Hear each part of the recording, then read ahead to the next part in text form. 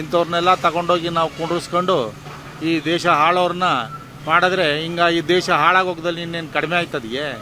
Petrol ಇಲ್ದಲ್ಲಿ ಎಲ್ಲಿ ಹೋಗೋಕ್ಕಾಗುತ್ತೆ sir? Petrol diesel ಇಲ್ದಲ್ಲಿ ಹೊರಗಡೆ ಎಲ್ಲಿಗೂ ಬರೋದಕ್ಕೆ ಆಗೋದಿಲ್ಲ, ಹೋಗ್ಲಿಕ್ಕೆ ₹2.83 ಈ ಥರ ಜಾಸ್ತಿ ಮಾಡ್ತಾ ಇದ್ದರೆ ನಮ್ಮ ಗತಿ ಏನಾಗಬೇಕು? ಗ್ರಾಹಕರು ಏಕೆ ಸಂಪಾದನೆ ಮಾಡಿರ್ತಕ್ಕಂಥ ದುಡ್ಡನ್ನು ಬರೀ ಈ ಪೆಟ್ರೋಲ್ಗೆ ಸುರಿದ್ರು ಅಂತಂತಂದರೆ ಆದಾಯ ಎಲ್ಲಿಂದ ಬರುತ್ತೆ?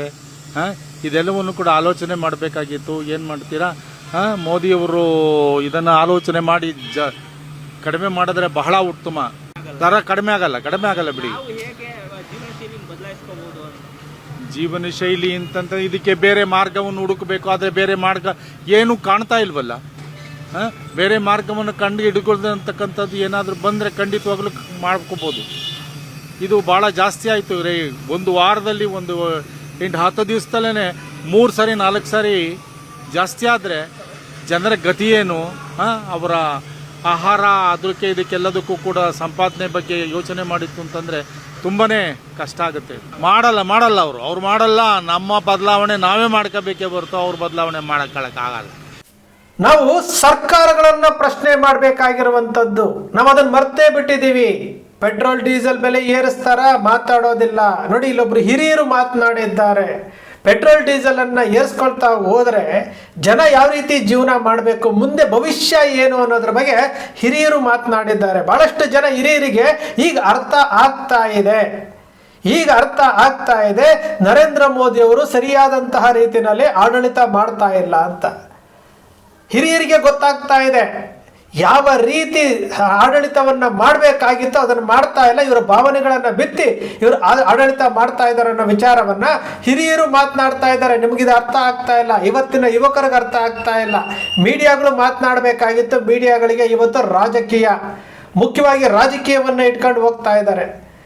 ಇವತ್ತು ಗೋ ರಕ್ಷಣೆಯ ಬಗ್ಗೆ ಮಾತನಾಡ್ತಾ ಇದ್ದಾರೆ, ಹಿಂದೂ ಧರ್ಮದ ಬಗ್ಗೆ ಮಾತನಾಡ್ತಾ ಇದ್ದಾರೆ, ದೇಶಭಕ್ತಿಯ ಬಗ್ಗೆ ಮಾತನಾಡ್ತಾ ಇದ್ದಾರೆ.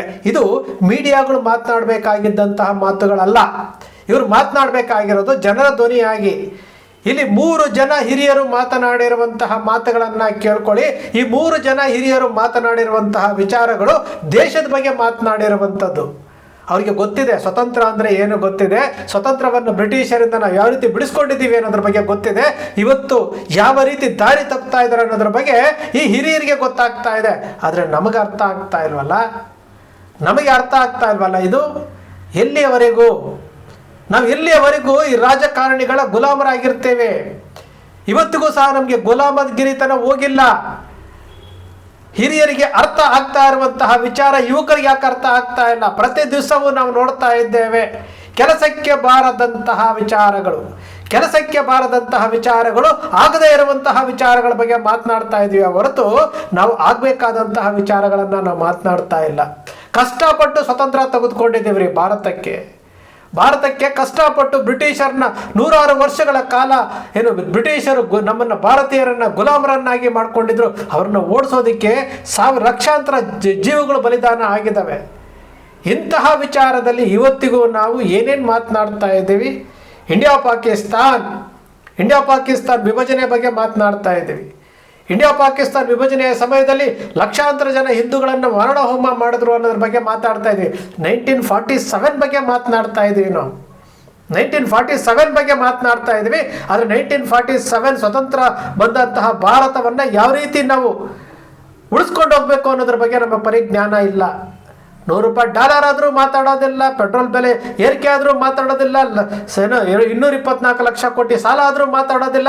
ನಾವು ಮಾತನಾಡ್ತಾ ಇರುವಂಥ ವಿಚಾರಗಳು ಯಾವ್ದ್ಯಾವುದು ಅಂತಂದರೆ, ಇಲ್ಲಿ ಯಾವುದು ಅಧಿಕಾರದಲ್ಲಿ ಇದ್ದಂಥವರು ಏನು ಮಾಡೋಕ್ಕಾಗಲ್ವೋ ಅವರನ್ನು ಓಲೈಸ್ಕೊಂಡು ಈ ಅಂಧ ಕುರುಡುತನ, ಅಂಧ ಭಕ್ತಿಯನ್ನು ಪ್ರದರ್ಶನ ಮಾಡಿಕೊಂಡು ಇವತ್ತು ದೇಶದ ಭದ್ರತೆಗೆ ನಮ್ಮಲ್ಲಿ ನೋಡಿ ಇವತ್ತು ಪುಲ್ವಾಮಾ ದಾಳಿ ಆಗುತ್ತೆ.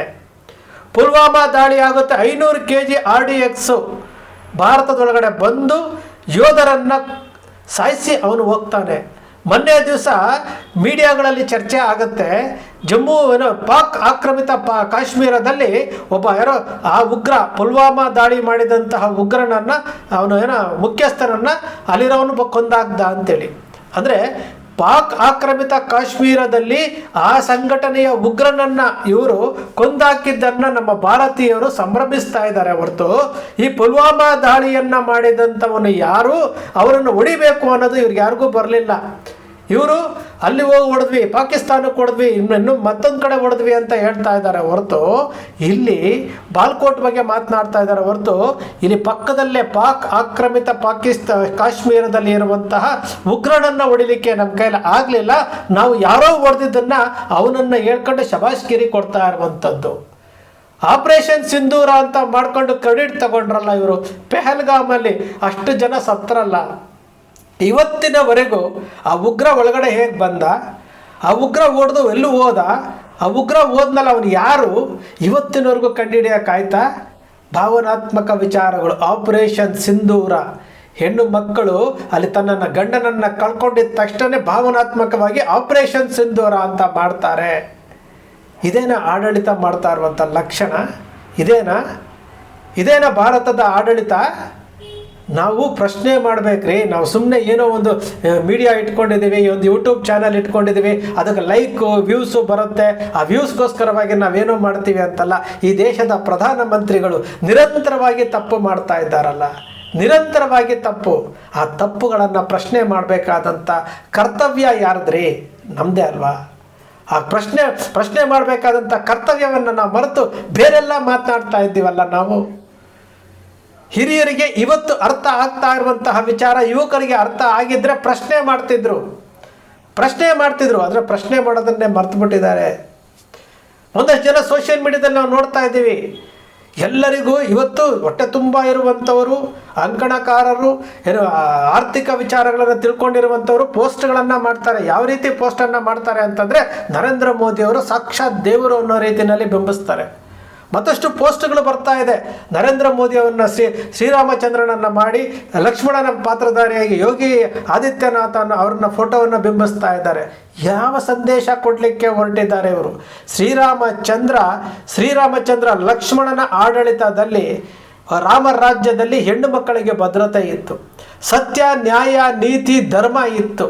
ಯಾವತ್ತಿಗೂ ಶ್ರೀರಾಮಚಂದ್ರ ಸುಳ್ಳು ಹೇಳಲಿಲ್ಲ, ಕೊಟ್ಟ ಮಾತನ್ನು ತಪ್ಪಲಿಲ್ಲ. ತಂದೆಯ ಮಾತನ್ನು ಪರಿಪಾಲನೆ ಮಾಡಿದ್ದಂತಹ ಶ್ರೀರಾಮಚಂದ್ರ ಆ ವಿಚಾರವನ್ನು ಇಟ್ಕೊಂಡು ಇವತ್ತು ನಮ್ಮ ದೇಶದ ಪ್ರಧಾನಮಂತ್ರಿಗಳು ತದ್ವಿರುದ್ಧವಾಗಿ ಸುಳ್ಳುಗಳನ್ನು ಹೇಳ್ಕೊಂಡು, ಸುಳ್ಳು ಆಶ್ವಾಸನೆಗಳನ್ನು ಕೊಟ್ಕೊಂಡು ಇವತ್ತು ಶ್ರೀರಾಮಚಂದ್ರನನ್ನು ತೋರಿಸ್ಕೊಂಡು ತಾನೇ ಶ್ರೀರಾಮಚಂದ್ರನ ಪಾತ್ರಧಾರಿ ಅಂತ ಫೋಟೋಗಳನ್ನು ಅಪ್ಲೋಡ್ ಮಾಡ್ತಿದ್ರು ಸಹ ಇದು ತಪ್ಪು ಅಂತ ಹೇಳ್ಕೊಳ್ಳೋದಕ್ಕೆ ಯಾರಕ್ಕೆ ಆಗ್ತಾ ಇಲ್ಲ. ಇದು ನಾವು ನಮ್ಮ ದೇಶದ ಆಡಳಿತವನ್ನು ಯಾವುದಕ್ಕೆ ಕಂಪೇರ್ ಮಾಡ್ಕೊಳ್ಬೇಕು ಅನ್ನೋ ವಿಚಾರ ನಮಗೆ ಗೊತ್ತಿಲ್ಲ, ಯಾವುದಕ್ಕೆ ಕಂಪೇರ್ ಮಾಡ್ಕೊಳ್ಬೇಕು ಅನ್ನೋ ವಿಚಾರ ಗೊತ್ತಿಲ್ಲ. ವಿಶ್ವಗುರು ಅಂತೇಳಿ ಸ್ವಂತಹ ಮಾರ್ಕೆಟಿಂಗ್ ಮಾಡ್ಕೊಳ್ತೀವಿ. ಯಾವ ರೀತಿ ಮಾರ್ಕೆಟಿಂಗ್ ಮಾಡ್ಕೊಳ್ತಾ ಇದ್ದೀವಿ? ಹಿಂದೆ ಉಪೇಂದ್ರ ಒಂದು ಸಿನಿಮಾ ತೆಗೆದಿದ್ರು, ಸೂಪರ್ ಸ್ಟಾರ್ ಅಂತೇಳಿ. ಸಿನಿಮಾ ಮುಹೂರ್ತದ ದಿವಸ ಅದು 100ನೇ ಶತದಿನೋತ್ಸವದ ಫಲಕಗಳನ್ನು ಕೊಟ್ಟು ಆ ಸಿನಿಮಾದಕ್ಕೆ ಪ್ರಮೋಷನ್ ಮಾಡಿದರು. ಆ ಸಿನಿಮಾ ಅಟ್ಟರ್ ಫ್ಲಾಪ್ ಆಗೋಯ್ತು. ಅದೇ ರೀತಿಯಾಗಿ ನಮ್ಮ ನರೇಂದ್ರ ಮೋದಿ ಅವರು ತಾವು ಜಗದ್ಗುರು ಅಲ್ಲದೇ ಇದ್ದರೂ ಸಹ, ವಿಶ್ವಗುರು ಅಲ್ಲದೇ ಇದ್ದರೂ ಸಹ ಅದನ್ನು ಬಿಂಬಿಸ್ಕೊಳ್ಳುವಂತಹ ಕೆಲಸ ಮಾಡಿದ್ರು. ಡೊಲರಾಸಿಟಿ ಬಗ್ಗೆ ಮಾತನಾಡಿದ್ರು. ಎಲ್ಲವನ್ನು ಮಾತನಾಡಿದಂತಹ ನರೇಂದ್ರ ಮೋದಿ ಇವತ್ತು ಜಗತ್ತಿನ ಮುಂದೆ ನಗೆಪಾಟ್ಲಿಗೀಡಾಗ್ತಾ ಇದ್ದಾರೆ. ವಿದೇಶಗಳಲ್ಲೂ ಸಹ ರೀಲ್ಸ್ಗಳನ್ನು ಮಾಡ್ತಾ ಇದ್ದಾರೆ. ಆದರೂ ಸಹ ನಾನು ಇಲ್ಲಿ ತಪ್ಪು ಮಾಡ್ತಾ ಇದ್ದೇನೆ, ನಾನು ಇದನ್ನು ಕುರ್ಚಿಯನ್ನು ಬಿಡಬೇಕು ಅಂತೇಳಿ ನರೇಂದ್ರ ಮೋದಿ ಅವರಿಗೆ ಅನ್ನಿಸ್ತಾ ಇಲ್ಲ. ಸ್ನೇಹಿತರೆ, ನಾವು ದೇಶದ ಬಗ್ಗೆ ಮಾತನಾಡಬೇಕೇ ಹೊರತು ಏನೇನರ ಬಗ್ಗೆ ಮಾತಾಡೋಕ್ಕೆ ಹೋಗಬಾರ್ದು. ನಿಮ್ಮ ಅಕ್ಷರ ಮೀಡಿಯಾ ಮೊದಲಿನಿಂದಲೂ ಸಹ ಇವತ್ತಿಗೂ ಸಹ ನಾಳೆನೂ ಸಹ ದೇಶ ಮೊದಲು ಅಂತ ಹೋಗ್ತಾ ಇರುವಂಥದ್ದು, ಭಾರತವನ್ನು ಉಳಿಸಿ ಅಂತ ಹೋಗ್ತಾ ಇರುವಂಥದ್ದು. ಈ ರೀತಿ ತಪ್ಪು ದಾರಿಗೆ ಹೋಗ್ತಾ ಇರುವಂತಹ ರಾಜಕಾರಣಿಗಳನ್ನು ಸರಿದಾರಿಗೆ ತರುವಂತಹ ಕೆಲಸ ನಾವು ಮಾಡಬೇಕಾಗಿದೆ ಸ್ನೇಹಿತರೆ. ಇಲ್ಲದೆ ಹೋದರೆ ನಾವು ಭಾರತೀಯರಾಗಿ ನಾವು ವೇಸ್ಟ್ ಆಗ್ತಾ ಇದ್ದೀವಿ. ನಾವು ಎಲ್ಲವನ್ನೂ ಸಹ ವ್ಯರ್ಥ ಮಾಡ್ಕೊಳ್ತಾ ಇದ್ವಿ. ಸ್ನೇಹಿತರೆ, ನಿಮ್ಮ ಅಕ್ಷರ ಮೀಡಿಯಾ ಸೃಷ್ಟಿ ಮಾಡೋದಿಲ್ಲ, ಕಲ್ಪನೆ ಮಾಡೋದಿಲ್ಲ, ವಾಸ್ತವದ ವಿಚಾರವನ್ನು ವಿಶ್ಲೇಷಣೆ ಮಾಡುತ್ತೆ. ನಿಮ್ಮ ಅಕ್ಷರ ಮೀಡಿಯಾದ ವಿಶ್ಲೇಷಣೆ ನಿಮ್ಗೆ ಇಷ್ಟ ಆಯಿತು ಅಂದರೆ ಸಬ್ಸ್ಕ್ರೈಬ್ ಆಗಲಿಲ್ಲ ಅಂದರೆ ಸಬ್ಸ್ಕ್ರೈಬ್ ಮಾಡ್ಕೊಳ್ಳಿ. ಪಕ್ಕದಲ್ಲಿ ಕಾಣುವಂಥ ಬೆಲ್ ಐಕಾನ್ ಪ್ರೆಸ್ ಮಾಡಿ, ಶೇರ್ ಮಾಡಿ, ಪ್ರೋತ್ಸಾಹ